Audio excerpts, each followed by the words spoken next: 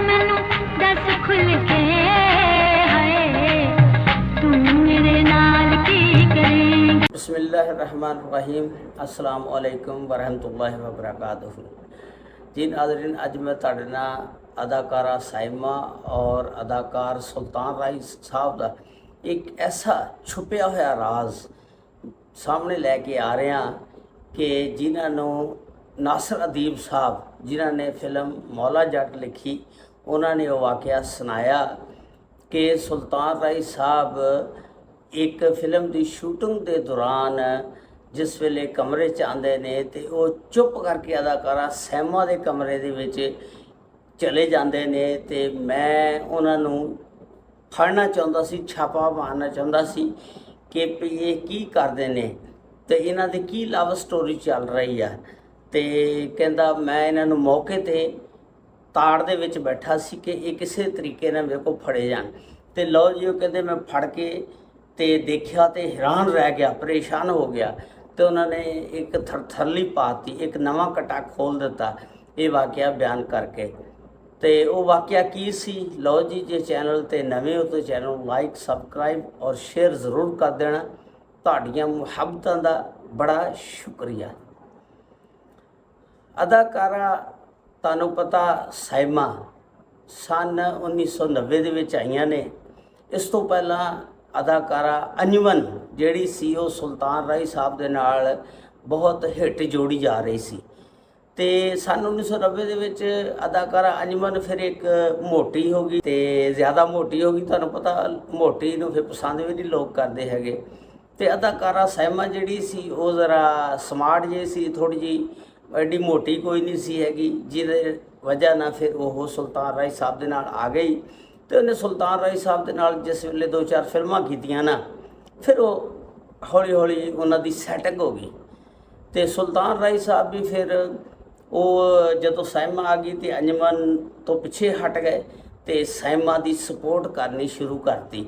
वो जिहड़ी भी फिर नवी फिल्म कोई बननी सी ना बननी हुंदी सी, वो फिल्म साज़ां नूं कहंदे हुंदे सी कि इहदे विच अदाकारा साइमा नूं तुसीं लवो और साइमा की सपोर्ट करते हुंदे सी।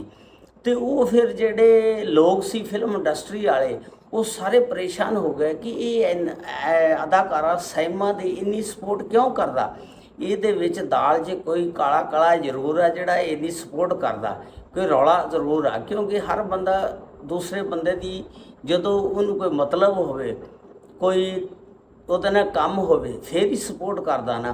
ਤੇ ਫਿਲਮ ਸਾਜ਼ਾਂ ਨੂੰ ਵੀ ਤੇ ਦੂਸਰੇ ਫਿਲਮ ਇੰਡਸਟਰੀ ਵਾਲੇ ਲੋਕਾਂ ਨੂੰ ਵੀ ਸ਼ੱਕ ਹੋ ਗਿਆ ਸੀ ਕਿ ਕੋਈ ਰੌਲਾ ਹੈ, ਦਾਲ 'ਚ ਕਾਲਾ ਕਾਲਾ ਹੈ ਜਿਹੜਾ ਇਹ ਨਹੀਂ ਸਪੋਰਟ ਕਰਦਾ।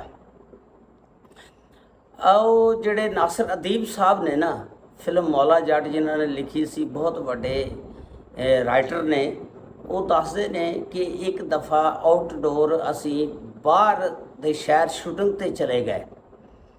तो जिस वेले शूटिंग ते चले गए शाम नूं वो एक होटल दे विच फिर उत्थे रहना हुंदा सी। ते वो होटल दे विच सारे आंदा कमरा अलहदा अलहदा हुंदा सी। मसलन जिहड़े वड्डे फनकार होण अदाकार जिवें सुल्तान राई दा अलहदा कमरा, साइमा दा अलहदा कमरा, नासिर अदीब साहब दा अलहदा कमरा, ते फिल्म डायरैक्टर दा अलहदा कमरा, इस तरह अलहदा अलहदा रूम हुंदे सी।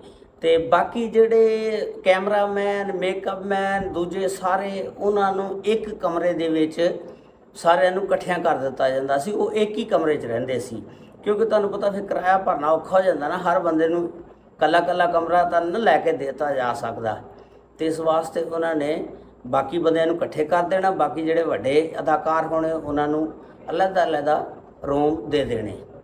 ਨਾਸਿਰ ਅਦੀਬ ਸਾਹਿਬ ਦੱਸਦੇ ਨੇ कि जिस वेले एक दिन फिल्म की शूटिंग तो आए तो आके कमरे च रहे तो रह के ते जिस वेले शाम का खाना हुंदा खा पी के सारे बंदे अपने अपने कमरिਆਂ 'ਚ चले जाते हैं, सो जाते हैं, टिक जाते हैं।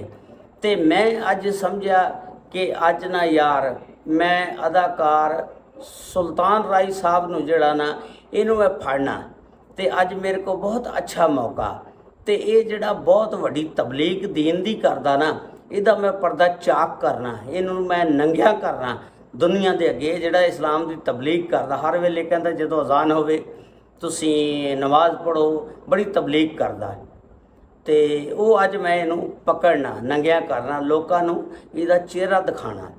ਨਾਸਰ ਅਦੀਬ ਸਾਹਿਬ ਦੱਸਦੇ ਨੇ ਜਿਸ ਵੇਲੇ ਸਾਰੇ ਸੋ ਗਏ ਨਾ, ਰਾਤ ਹੋ ਗਈ, ਤੇ ਅਦਾਕਾਰ ਸੁਲਤਾਨ ਰਾਏ ਸਾਹਿਬ ਆਸਥਾ ਦੇ ਕੇ ਉੱਠੇ, ਹਲਕੀ ਹਲਕੀ ਆਵਾਜ਼ ਪੈਰਾਂ ਦੀ ਯਾਨੀ ਮਹਿਸੂਸ ਨਾ ਹੋਵੇ ਜਾ ਰਹੇ ਨੇ ਕਮਰੇ ਦੇ ਵਿੱਚ, ਸਾਈਮਾ ਦੇ ਵਿੱਚ।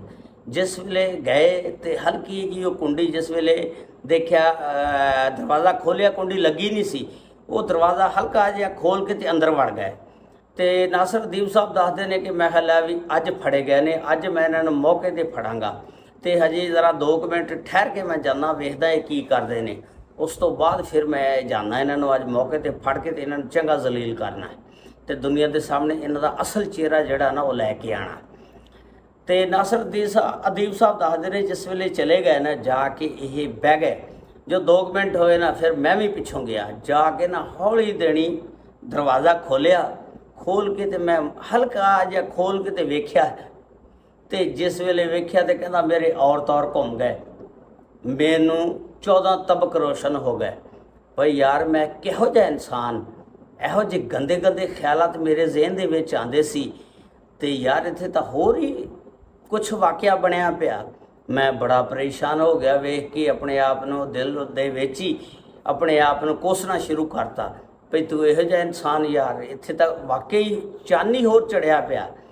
ਤੇ ਕਹਿੰਦੇ ਉਹ ਦੱਸਦੇ ਨੇ ਨਾਸਰ ਅਦੀਬ ਸਾਹਿਬ ਕਿ ਜਦੋਂ ਮੈਂ ਵੇਖਿਆ ਤੇ ਅਦਾਕਾਰ ਸੁਲਤਾਨ ਰਾਏ ਸਾਹਿਬ ਨੇ ਟੋਪੀ ਪਾਈ ਹੋਈ ਆ ਤੇ ਰੁਮਾਲ ਲਿਆ ਹੋਇਆ, ਤੇ ਅਦਾਕਾਰਾ ਸਾਇਮਾ ਨੇ ਹਜਾਬ ਯਾਨੀ ਪਰਦਾ ਕੀਤਾ ਹੋਇਆ ਤੇ ਬੈਠੀਆਂ ਨੇ। ਤੇ ਵਿੱਚ ਕੀ ਮੈਂ ਵੇਖਦਾ, ਹੈਰਾਨ ਰਹਿ ਜਾਂਦਾ ਵੇਖ ਕੇ, ਕੁਰਾਨ ਮਜੀਦ, ਅੱਲਾ ਦਾ ਕੁਰਾਨ। ਤੇ ਮੈਂ ਬੜਾ ਆਪਣੇ ਆਪ ਨੂੰ ਕੋਸਦਾ ਵਿੱਚੋਂ ਵਿੱਚ ਵੀ ਤੂੰ ਐਡਾ ਗੰਦਾ ਜ਼ਿਹਨ ਲੈ ਕੇ ਆਇਆ ਸੀ ਤੇ ਅੱਗੇ ਕੀ ਹੋ ਰਿਹਾ। ਸੁਲਤਾਨ ਰਾਏ ਸਾਹਿਬ ਅਦਾਕਾਰਾ ਸਾਇਮਾ ਨੂੰ ਕੁਰਾਨ ਦੀ ਤਾਲੀਮ ਦੇ ਰਹੇ ਨੇ, ਕੁਰਾਨ ਪੜ੍ਹਾ ਰਹੇ ਨੇ, ਕੁਰਾਨ ਸਿਖਾ ਰਹੇ ਨੇ। ਤੇ ਮੈਂ ਕਹਿੰਦਾ ਵੇਖ ਕੇ ਹੈਰਾਨ ਰਹਿ ਗਿਆ, ਮੈਂ ਕਿਹਾ ਸੁਭਾਨ ਅੱਲਾ।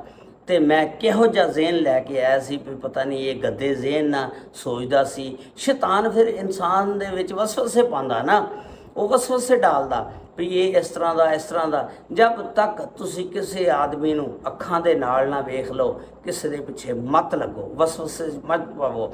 ਇਹ ਸ਼ੈਤਾਨ ਜਿਹੜਾ ਵਸਵਸੇ ਡਾਲਦਾ, ਇਨਸਾਨ ਦੀ ਖੂਨ ਦੀਆਂ ਰਗਾਂ ਦੇ ਵਿੱਚ ਸ਼ੈਤਾਨ ਇਸ ਤਰ੍ਹਾਂ ਦੌੜਦਾ ਜਿਸ ਤਰ੍ਹਾਂ ਖੂਨ ਉਹਦੀਆਂ ਰਗਾਂ ਦੇ ਵਿੱਚ ਗਰਦਸ਼ ਕਰਦਾ, ਤੇ ਇਸ ਤਰ੍ਹਾਂ ਇਹ ਰਗਾਂ ਦੇ ਵਿੱਚ ਦੌੜਦਾ। ਤੇ ਸ਼ੈਤਾਨ ਦੇ ਵਸਵਸੇ ਤੋਂ ਬਚਣਾ ਚਾਹੀਦਾ।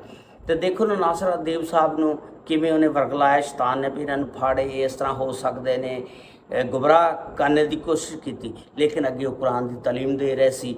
ਤੇ ਨਾਸਰ ਅਦੀਬ ਸਾਹਿਬ ਕਹਿੰਦੇ ਨੇ ਉਸ ਤੋਂ ਬਾਅਦ ਮੈਂ ਹੈਰਾਨ ਰਹਿ ਗਿਆ ਦੇਖ ਕੇ ਵੀ ਕੁਰਾਨ ਦੀ ਤਾਲੀਮ ਦੇ ਰਹੇ ਨੇ। ਫਿਰ ਅਦਾਕਾਰਾ ਸਾਇਮਾ ਨੇ ਖੁਦ ਆਪਣੇ ਅਖਬਾਰੀ ਇੰਟਰਵਿਊ ਦੇ ਵਿੱਚ ਦੱਸਿਆ ਕਿ ਸੁਲਤਾਨ ਰਾਏ ਸਾਹਿਬ ਮੈਨੂੰ ਆਪਣੀ ਧੀ ਸਮਝਦੇ ਹੁੰਦੇ ਸੀ। ਤੇ ਸੁਲਤਾਨ ਰਾਏ ਸਾਹਿਬ ਵੀ ਦੱਸਦੇ ਨੇ ਕਿ ਮੈਂ ਜਿੰਨੀ ਦੇਰ ਜ਼ਿੰਦਾ ਰਿਹਾ ਫਿਲਮ ਇੰਡਸਟਰੀ ਦੇ ਵਿੱਚ, ਜਿੰਨੀਆਂ ਵੀ ਕੋ ਔਰਤਾਂ ਸੀ, ਮੈਂ ਕਿਸੇ ਨੂੰ ਧੀ ਭੈਣ ਸਮਝਦਾ ਰਿਹਾ, ਕਦੀ ਕਿਸੇ ਨੂੰ ਬੁਰੀ ਨਜ਼ਰ ਦੇ ਨਾਲ ਨਹੀਂ ਦੇਖਿਆ। ਔਰ ਵਾਕਈ ਸੁਲਤਾਨ ਰਾਏ ਸਾਹਿਬ ਅੱਲਾ ਦੇ ਨੇਕ ਬੰਦੇ ਸੀ, ਲੇਕਿਨ ਕੰਮ ਉਹਨਾਂ ਦਾ ਐਸਾ ਸੀ ਫਿਲਮਾਂ ਦੇ ਵਿੱਚ, ਲੇਕਿਨ ਉਹ ਉਹਨਾਂ ਦੀ ਮਜਬੂਰੀ ਸੀ। ਲੇਕਿਨ ਮਾਸ਼ਾਅੱਲਾ ਮੁਤਕੀ ਪਰਹੇਜ਼ਗਾਰ ਵੀ ਸੀ, ਇਹ ਅੱਲਾ ਜਾਣਦਾ ਹੁਣ ਉਹਨਾਂ ਨੂੰ ਜਨਤਾ ਜਗ੍ਹਾ ਮਿਲਣੀ ਜਾਂ ਕੀ ਅੱਲਾ ਦੇ ਮਾਮਲਾਤ ਨੇ ਉਹਦੇ ਨਾਲ। ਇਨਸ਼ਾਅੱਲਾ ਅੱਲਾਹ ਤਾਲਾ ਉਹਨਾਂ ਨੂੰ ਜੰਨਤੁਲ ਫਿਰਦੌਸ ਆਲਾ ਮੁਕਾਮ ਅਤਾ ਫਰਮਾਏਗਾ ਔਰ ਅਦਾਕਾਰਾ ਸਾਇਮਾ ਨੂੰ ਵੀ ਲੰਬੀ ਜ਼ਿੰਦਗੀ ਅਤਾ ਫਰਮਾਏਗਾ। ਅਦਾਕਾਰਾ ਸਾਇਮਾ ਵੀ ਮਾਸ਼ਾਅੱਲਾ ਬਹੁਤ ਨੇਕ और मुत्तकी परहेज़गार औरत ने। अल्लाह ताला सब ते रहमत फरमाए। बड़ी मेहरबानी, उम्मीद है तुहानू स्टोरी पसंद आई होएगी। अस्सलामु अलैकुम व रहमतुल्लाहि व बरकातुहू।